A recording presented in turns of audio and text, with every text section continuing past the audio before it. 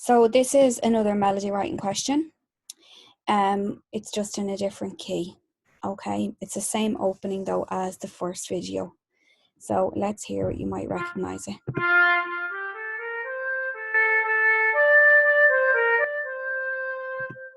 Okay, so it's in 3/4, only this time it has one flat, meaning it's in F major.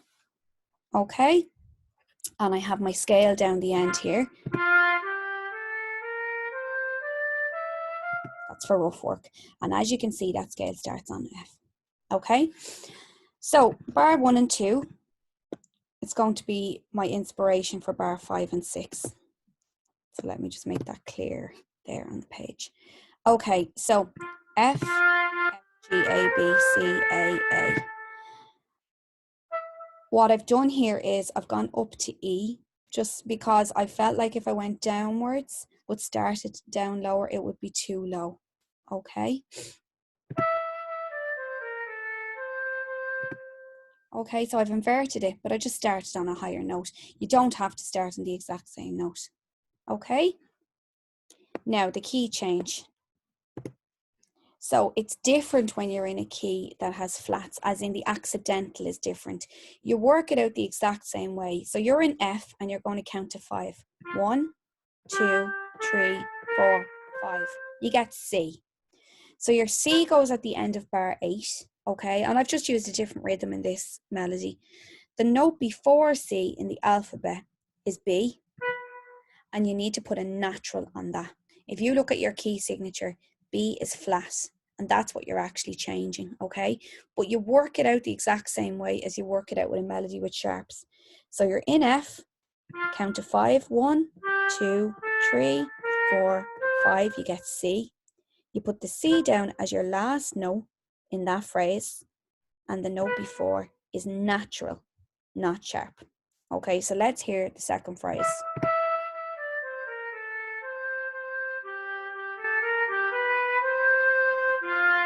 Okay, I'm going to change this note because I think that's a bit too low.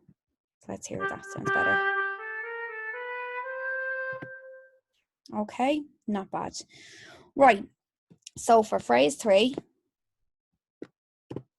this is your sequence.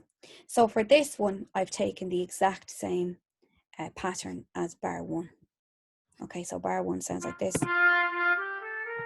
Okay, and I've changed that into a sequence.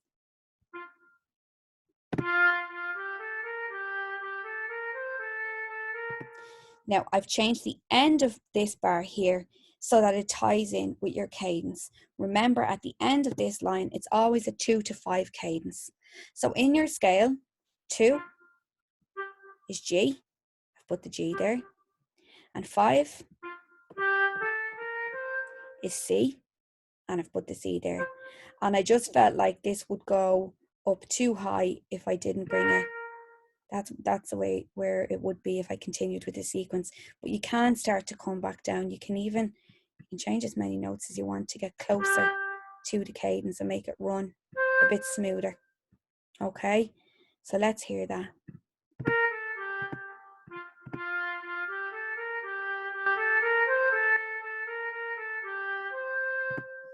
Rather than going up away from the cadence and jumping back down to it.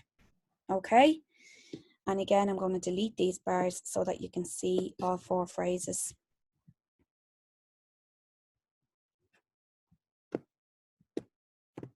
And this is the last phrase. So I've started with something very similar to bar 1. Okay, I've started on the E though instead of the F. Kept the rhythm exactly the same. Same with bar 2, kept the rhythm exactly the same, just changed the notes. Kept the rhythm-ish, didn't put 2 quavers at the end there. And then ended on a 5 to 1 cadence. Always a 5 to 1 cadence, okay, at the end.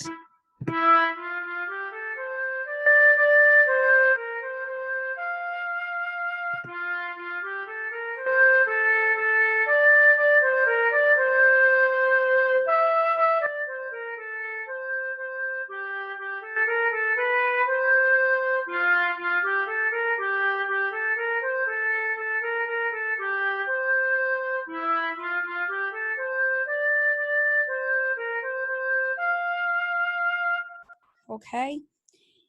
You then have to add in your dynamics. I always like to start my mezzo forte. It means quite loud, but not very loud. Then bring it back to kind of quiet for the next phrase to allow you to emphasize the modulation as being very important. So a crescendo towards the modulation. Make the modulation loud. Back to quiet then, and crescendo again throughout the sequence. Just a natural build. Okay, keep that F, and then you could end it MF. Moderately loud. Okay, don't forget your phrasing then as well.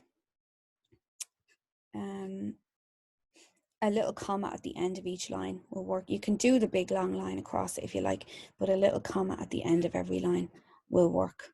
Okay, so I would recommend just doing that.